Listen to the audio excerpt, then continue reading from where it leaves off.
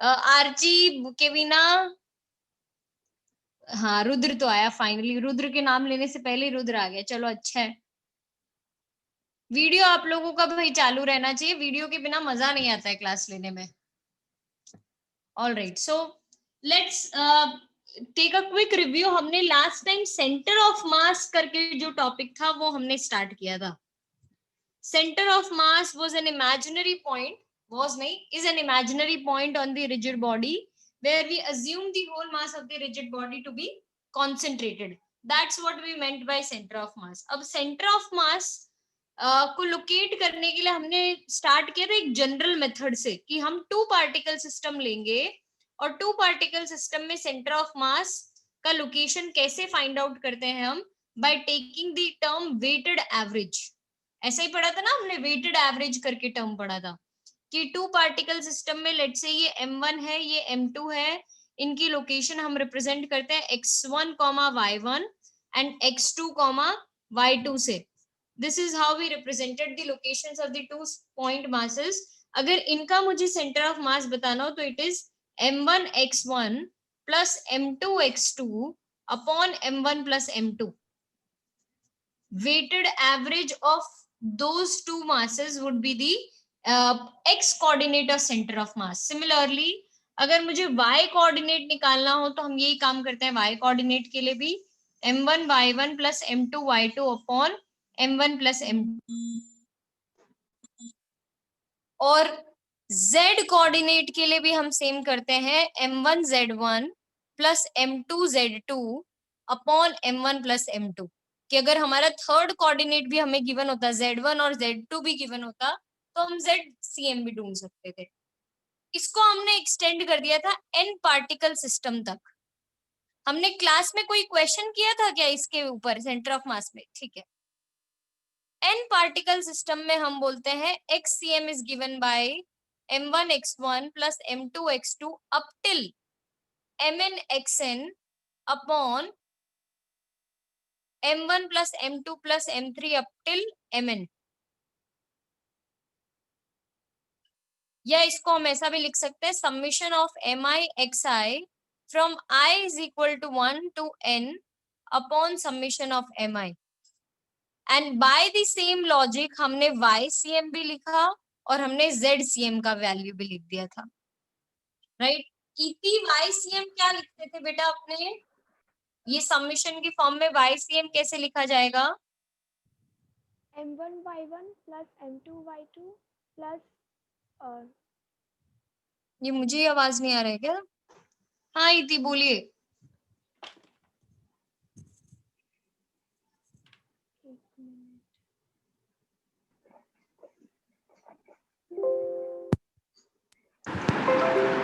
Ma'am अब आई? हाँ हाँ आ रही है अभी आवाज। m1 y1 plus m2 y2 plus infinite plus इस फॉर्म में बताओ ना बेटा, इस फॉर्म में कैसे लिखेंगे हम? Sigma mi mi yy from i is equal to 1 to n to 1 to n upon sigma n mi, हाँ राइट है, सही है एकदम। ये sigma mi is nothing but the total mass of the rigid body. मैं total mass of the rigid बोलूं, rigid body बोलूं या सबमिशन mi बोलूं, दोनों एक ही बात है। इसकी जगह मैं ऐसा भी लिख सकती हूँ, मैं चलो zcm में लिख के दिखाती हूँ आपको। zcm में अपने क्या लिखेंगे, summation mi zi from i is equal to 1 to n upon capital M, बस। Capital M is nothing but mass of the complete rigid body, ठीक है। So there are two methods to locate one particular vector। आप लोग सब जानते हो there are two methods to locate one particular point in Cartesian system। एक method हमने सीखी है ये वाली coordinate system x1 y1 z1 x2 y2 z2। what is the other method to represent one particular point in Cartesian system?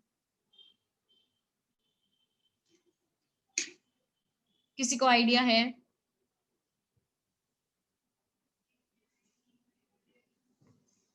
हम equation form में equation form में तो नहीं कर सकते हैं, अगर हमें x, y, z गिवन हो तो एक पर्टिकुलर पॉइंट को हम किसी और तरीके से भी रिप्रेजेंट कर सकते हैं। एक तरीका तो था कोऑर्डिनेट से रिप्रेजेंट करना, दूसरा तरीका क्या होगा? किसी भी पोजीशन को कार्टेशियन सिस्टम में रिप्रेजेंट करने का दूसरा तरीका। Ma'am vector. क्या? कौन सा वेक्टर? मैंने ड्रॉ किया है।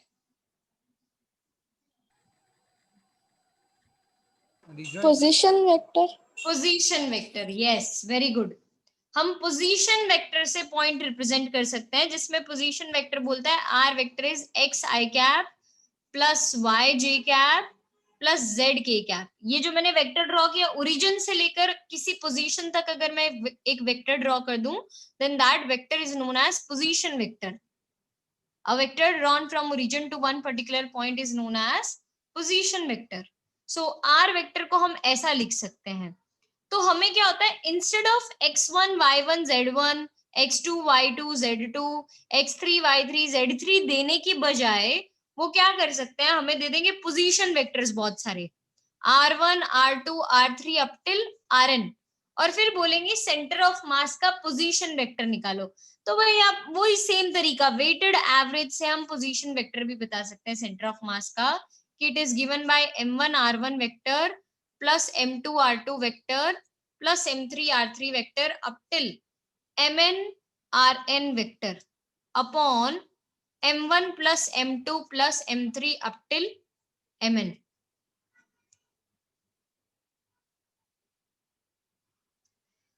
इसमें इसको भी ऐसे ही लिख सकते हैं, summation of M I R I vector from i is equal to 1 to n upon capital M, where capital M represents the total mass of the rigid body, total mass of the system.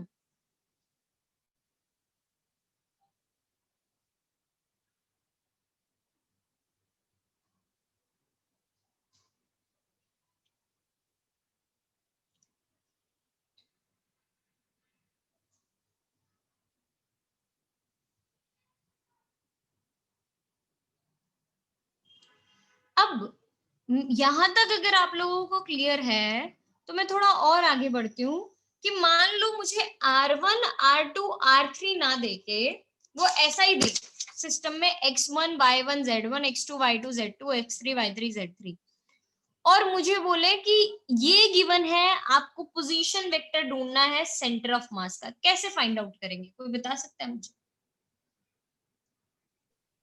Yes Kashish, mute हो आप। Ma'am are की जगह पे हम x1 और x2 means y2 वो लिख दे तो वही हमने किया, x1 y1 z1 गिवन है, डायरेक्टली हम आरसीएम कैसे बता दें कि आरसीएम ये हो जाएगा? यस विश्वा। Ma'am XCM I cap plus YCM J cap plus ZCM K cap। Perfect, very good. XCM I cap plus YCM J cap plus ZCM K cap, ये हम करते ही थे ना। XCM YCM ZCM तो हम ढूंढ ही सकते हैं ना जब हमें ये गिवन हो, तो उसी से अपने को क्या करने का, XCM I cap YCM J cap ZCM K cap लिख देने का। That is nothing but position vector of centre of mass. कश्मी कौन से डाउट में चल रही हो यार तुम? नहीं क्लियर है पक्का? ठीक है, गुड। तो थोड़ा और आगे बढ़ते हैं, चलो ये भी कंप्लीट, ये भी कंप्लीट। एक और स्टेप आगे लेके चलते हैं मैं आपको, वो स्टेप होएगा अपने इस पे क्वेश्चन सॉल्व करेंगे, न्यूमेरिकल सॉल्व करेंगे हम। तो the finally the moment we were waiting for, वो वाला मोमेंट आया है। फर्स्ट न्यूमेरिकल रुद्र मेरे को रीड करके बताएगा क्या है, होमवर्क शीट 7.1 का फर्स्ट न्यूमेरिकल।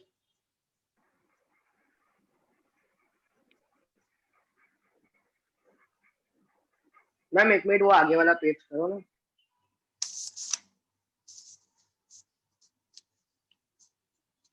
मैम इसमें आपने R1 लिखा है हाँ लास्ट स्टेप में। नहीं आ रहा है। हाँ ओके मैम। ठीक है,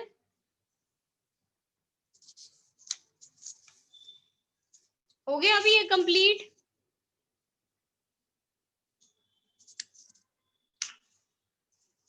ऑलराइट रुद्र, 7.1 का first numerical.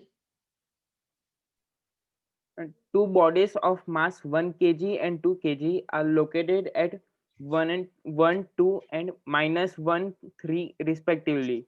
Calculate the coordinates of the center of 1, mass. 2 and No, 1, 2 अलग है और -1 and 3 अलग है। M1 मैम M1 में 1 and 2 और M2 में -1 and 3। ठीक है, alright. Ma'am then M1 is equal to 1 kg, M2 is equal to 2 kg.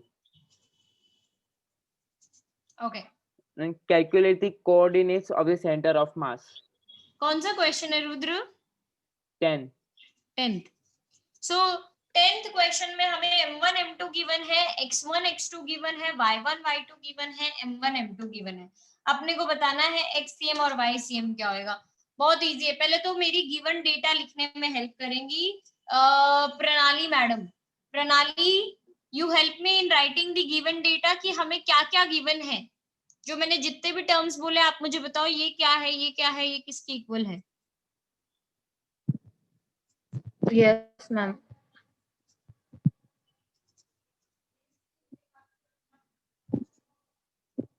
बोलना पड़ेगा भाई। यस मैम, 1 में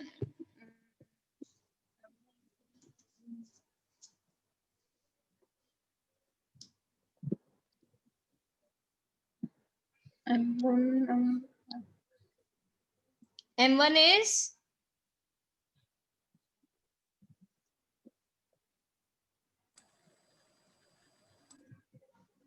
सिंपल है प्रणाली। देखो m1 1 kg गिवन है, मैंने यहाँ पे लिख ही रखा है सब कुछ। m2 2 kg गिवन है।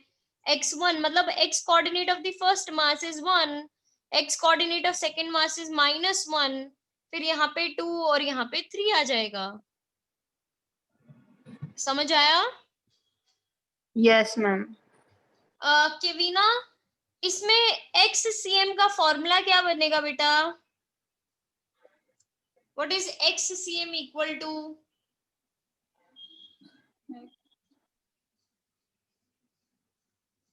केविना, आप किसी भी रीजन से आंसर नहीं देते हो, मैं आपको रिमूव कर दूंगी मीटिंग में। मैं काउंट कर रही हूँ 5 4 3 2 1। केविना, your time's up.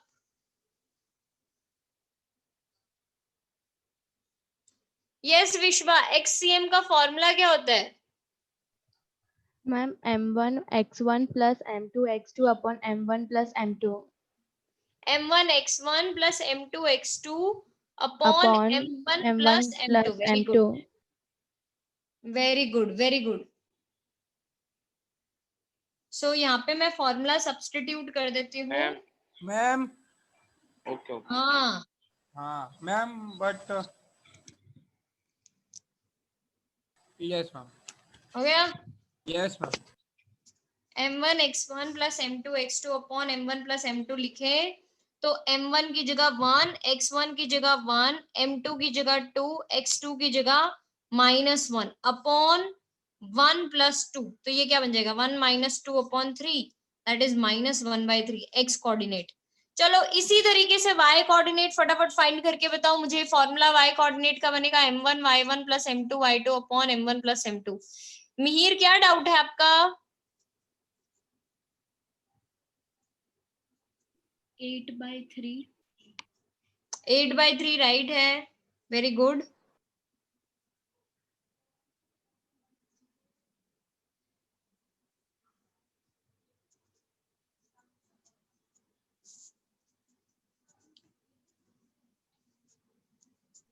Ma'am ma'am ये सब की रिकॉर्डिंग्स कहाँ पे होती है?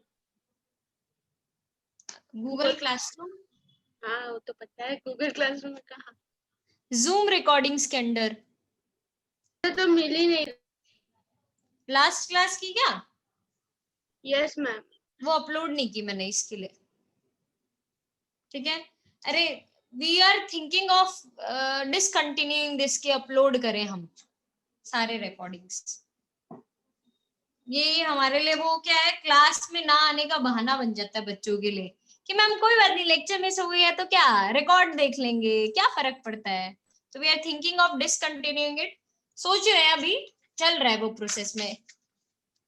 तो आपको फाइनली ऐसा स्टेटमेंट लिख देने का है, the coordinates of centre of mass are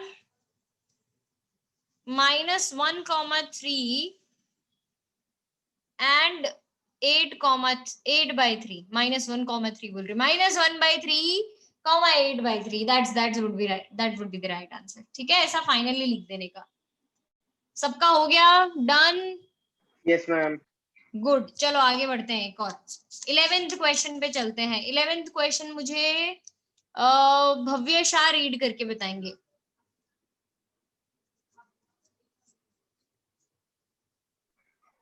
Yes, ma'am. Find the center of mass of three particles at the vertices of an equilateral triangle. The masses of the particles are 100 gram, 150 gram, 200 gram respectively. Each side of the equilateral triangle is 0.5 meter long.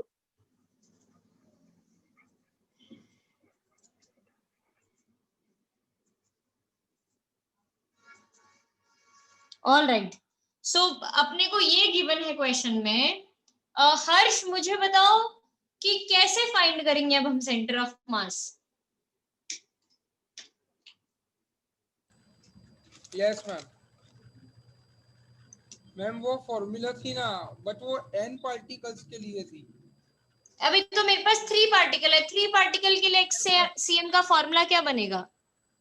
m1x1 plus m2x2 plus m3x3 upon m1 plus m2 plus m3। Right है, आपका formula बिल्कुल perfect है। तो हर्ष यहाँ पे m1 m2 m3 तो मेरे को पता है, x1 x2 x3 के लिए क्या करूं मैं?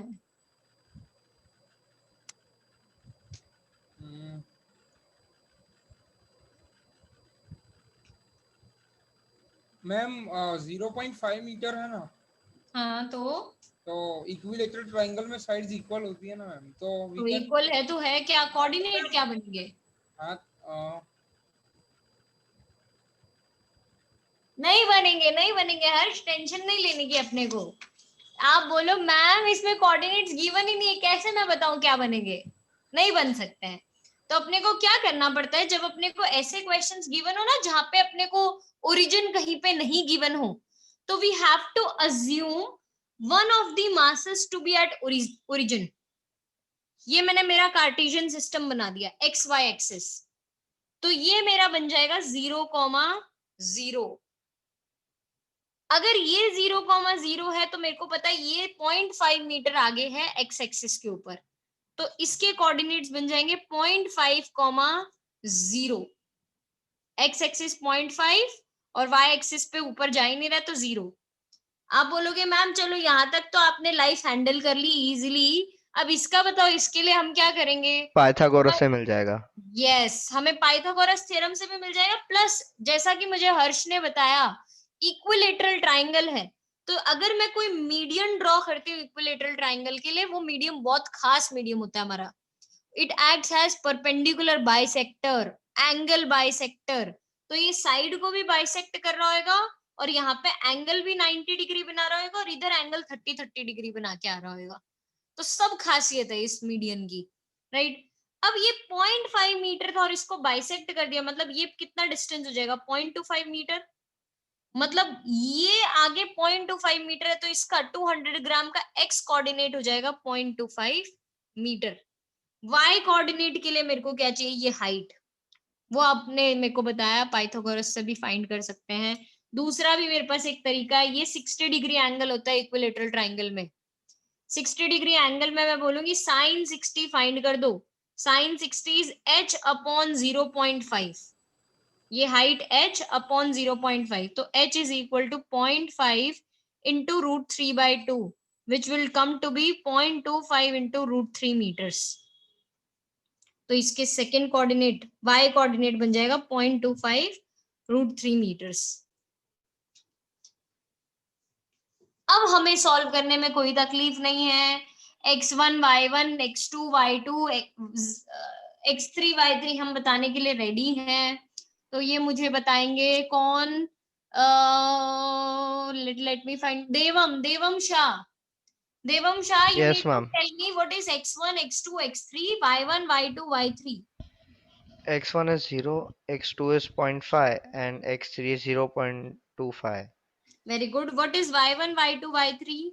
0, 0, and 0.25 root 3. 0.25 root 3। Very good. अब हमें क्या करना है, सिर्फ ये वैल्यूज ले जाके इस फॉर्मूला में सब्स्टिट्यूट करनी है। तो I am ready to substitute as well. m1 m2 m3 का हमें वैल्यू पता ही है।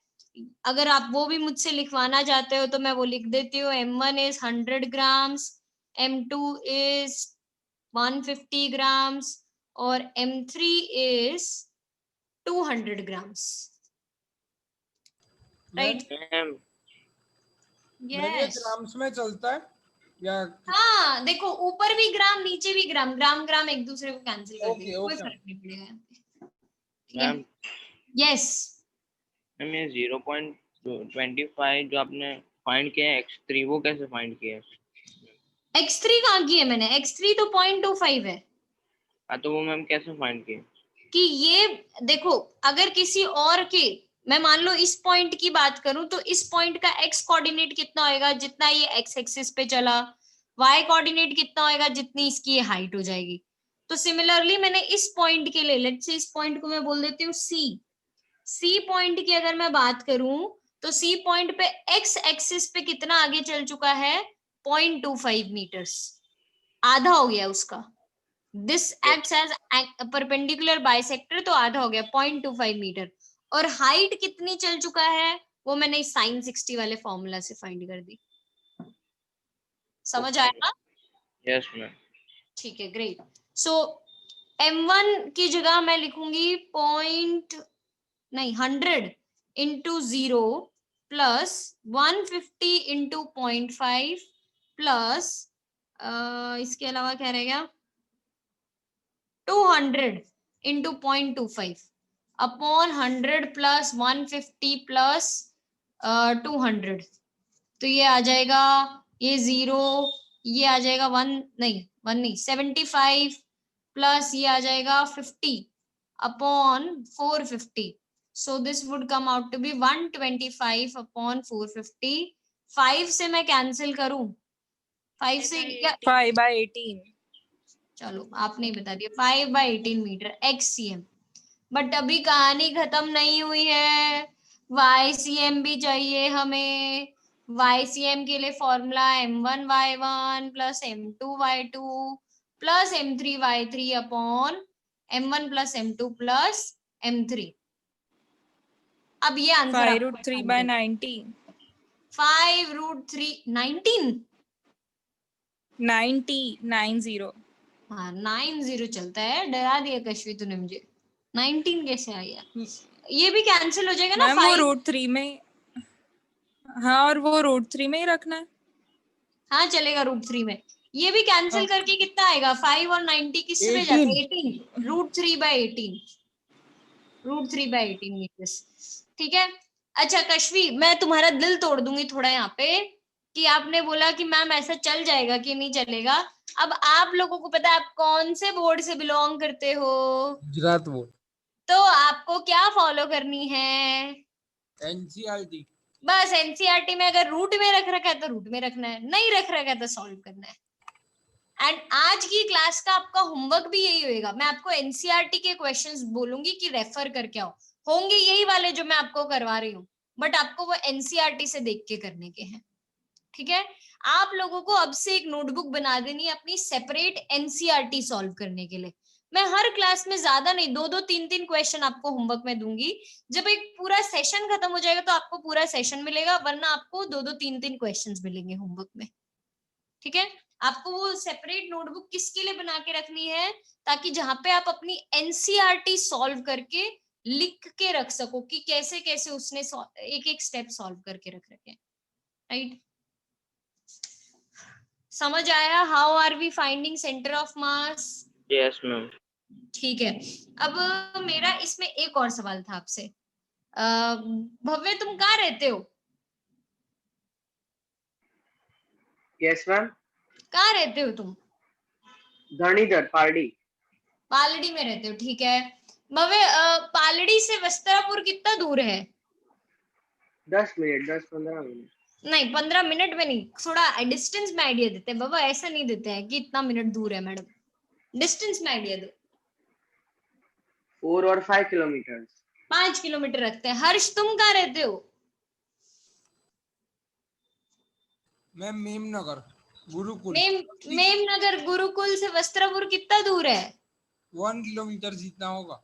1 किलोमीटर। आप इमेजिन करो 1 किलोमीटर हर्ष के घर से दूर है और 5 किलोमीटर ये हमारे भव्य के घर से दूर है, तो क्या वस्त्रापुर ने अपनी जगह शिफ्ट कर ली थी क्या कि हर्ष के लिए इतना डिस्टेंस पेगा? नहीं नहीं, तो फिर हमने क्या बदला? What did we change? ये डिस्टेंसेस अलग अलग क्यों है? 1 किलोमीटर 5 किलोमीटर अलग अलग क्यों है? सेम क्यों नहीं है? What did we change? Place. ना प्लेस नहीं बोलते, एक अच्छा फिजिक्स में Destination. टर्म नहीं, डेस्टिनेशन तो सेम ही है लड़की, ए लड़की, Origin. डेस्टिनेशन तो सेम ही है, कोऑर्डिनेट्स। कोऑर्डिनेट्स भी नहीं चेंज किया। कोऑर्डिनेट्स। नो नो, मैम क्या क्वेश्चन पूछा आपने? मैं फिर से बोलो ना। कि जब मैंने भव्य से लैंडमार्क। अभी शुश शुश, Ma'am, अब मैंने origin. नहीं, ओरिजिन भी नहीं चेंज किया। ओरिजिन नहीं, आप इसको टर्म बोलते हैं। आपने 3rd चैप्टर में ये टर्म सीखा था पहली बार, जो हमारा पहला चैप्टर था। और मैं जिसको क्वेश्चन नहीं समझ आया मैं उसके लिए क्वेश्चन रिपीट करती हूँ। मैंने बोला वस्त्रापुर जाना है मुझे, डेस्टिनेशन मेरा फिक्स्ड है। मैंने भव्य से पूछा भव्य तुमने क्या चेंज किया? तो उसने, भव्य ने बोला तुम्हारे घर से कितना डिस्टेंस दूर है? तो वो बोलता 5 किलोमीटर। मैंने हर्ष से पूछा, वो बोलता 1 किलोमीटर। तो भाई वस्त्रापुर तो वहीं का वहीं है, यहाँ से 5 वहां से 1, ऐसा डिफरेंस क्यों है डिस्टेंस में? Frame of Ma'am, reference. हाँ, frame of reference. Reference and reference point हमने बदल दिया। अरे वाह, बच्चे सीख तो रहे हैं यहाँ पे, वेरी गुड। मेरे को उम्मीद नहीं थी कि anyone would come up with this term, but नहीं, you came through this, very good both of you. Frame of reference या रेफरेंस पॉइंट हमने बदल दिया।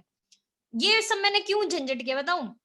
मैंने इसको ओरिजिन पे लिया। क्या क्वेश्चन में मुझे बोल रखा था क्या कि 100 ग्राम्स को ओरिजिन पे लेना है आपको? बोल रखा था क्या? नहीं, मैं चाहती तो 150 को ले लेती, मैं चाहती तो 200 को ले लेती, सिर्फ मेरे को शिफ्टिंग ही तो करवानी थी मासेस की। मैं 200 को यहाँ रखती, 100 को यहाँ रखती, 150 को ऊपर डाल देती, तो क्या उससे XCM YCM चेंज होता? हाँ हो जाता बेटा, हो जाता हो जाता हो जाता, नहीं मुंडी नहीं हिलाओ, हो जाता। क्यों चेंज होता? रीजन कि जब मेरा रेफरेंस पॉइंट ये था, ओरिजिन मेरा ये था, तो इसके रिस्पेक्ट में ये 5/18 और √3/18 मीटर दूर है, इसके रिस्पेक्ट में। बट इसके तो रिस्पेक्ट में कुछ अलग डिस्टेंस पे होगा। ये मेरा भव्य है, ये मेरा हर्ष है, ये मेरी कश्वी है, ये तीनों अलग अलग डिस्टेंसेस पे बैठे हैं, और जो सेंटर ऑफ मास है वो मेरा वस्त्रापुर है। Centre of mass is my Vastrapur. तो जो 100 ग्राम से देखेगा उसके लिए कोई और डिस्टेंस पे होगा। अगर मैं 150 ग्राम को नजरिया बना लूं, 150 ग्राम को अपना ओरिजिन बना लूं, तो उससे किसी और डिस्टेंस पे आएगा, और 200 ग्राम से किसी और डिस्टेंस पे आएगा। तो पीपल माइट बी अफ्रेड कि मैम आप ये कोऑर्डिनेट, मैंने तो कुछ और ले लिया था ओरिजिन, मेरा आंसर अलग आ रहा है। घबराना नहीं है, अपने को फॉलो करनी है एनसीईआरटी। एनसीईआरटी में जिसमें ओरिजिन दे रखा उसके हिसाब से अपने को ले लेना है। And let me prepare you by this, मैंने पहले आज एनसीईआरटी रेफर की थी, एनसीईआरटी रेफर करके ही मैंने ये वाला अरेंजमेंट किया था, वरना पिछली क्लास में मैंने 100 यहाँ रखा था, 200 यहाँ रखा था, 150 यहाँ रखा था, मेरे XCM YCM अलग आए थे। They were not 5/18 and √3/18, but I didn't get afraid कि मेरा आंसर गलत है। मेरा आंसर सही है, मेरा फिजिक्स सही है, बट मेरे बोर्ड वाले लोग मुझसे कुछ और उम्मीद रखते हैं, ऐसा वाला केस था वो। तो उसको मैनेज करवाने के लिए आज मैंने एनसीईआरटी रेफर की थी। तो what you guys need to do is also, आप एनसीईआरटी रेफर करके रखो ऐसे क्वेश्चंस के लिए, ठीक है? चेंज हो जाएगा, फिजिक्स गलत नहीं होएगा, बट मार्क्स नहीं मिलते हैं अपने को वहां पे इस चीज में, ठीक है?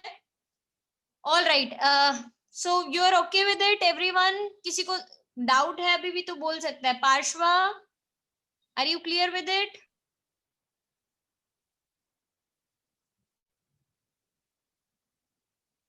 मैम यस, मैम मतलब मैं एनसीईआरटी में जो मतलब पोजीशन दी होगी वही मतलब लिखनी है सिंपल। वही लेनी पड़ेगी अपने को, यस वही लेनी पड़ेगी, ओके मैम।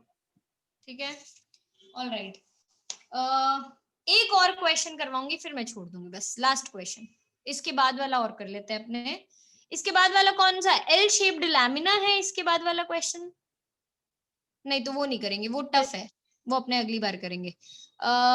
13th कौन सा है, हाइड्रोजन मॉलिक्यूल H2O वाला, yes ma'am. HCl molecule. HCl molecule, sorry हाँ, तो HCl मॉलिक्यूल वाला क्वेश्चन करेंगे अपने। कशिश रीड कर देगी वो क्वेश्चन हम सबके लिए। In the HCl molecule, the separation between the nuclei of the two atoms is about 1.27 angstrom. Find the approximate location of the CM of the molecule given that a chlorine atom is about 35.5 times as massive as a hydrogen atom, and nearly all the mass of an atom is concentrated in its nucleus. Great, so again इस question में भी हमें बता नहीं रखा है coordinates क्या होने वाले हैं, तो we need to assume one of them to be at origin, H या Cl में से किसी एक को हमें ओरिजिन पे मानना पड़ेगा। तो मैं यहाँ पे ऐसा ड्रॉ कर देती हूँ कार्टेशियन सिस्टम, और मैंने H को ओरिजिन पे ले लिया 0,0 पे। इन दोनों के बीच का डिस्टेंस है 1.27 एंगस्ट्रॉम, तो मैं बोलूंगी इसके कोऑर्डिनेट्स हो जाएंगे 1.27, 0। Now x1 is very clear to me 0, x2 is 1.27, y1 is 0 and y2 is also 0। तो मेरे को पता है YCM तो 0 ही आएगा, उसमें तो कोई डाउट ही नहीं है, YCM would come out to be 0। M1 को मेरे को लेना पड़ेगा M, M2 को मेरे को लेना पड़ेगा 35.5 M, क्योंकि उसमें क्वेश्चन में बोल रखा है कि it is 35.5 times massive than the hydrogen atom। Now हम फॉर्मूला लगा देंगे अपना फिर से, XCM is equal to M1 X1 plus M2 X2 upon M1 plus M2, which is nothing but M into 0 plus 35.5 M into 1.27 upon 36.5 M। तो मुझे ये इसको मल्टीप्लाई करने पे जो भी आपको आए, आप लोगों को फायदा है, you can use your calculator here, upon M 36.5 M, M से M कैंसिल हो जाएगा, ये पॉइंट से पॉइंट भी कैंसिल कर सकती हूँ। इसको सॉल्व करके आपको जो भी आंसर मिलता है उसके पीछे एंगस्ट्रॉम लगना बहुत जरूरी है भाई।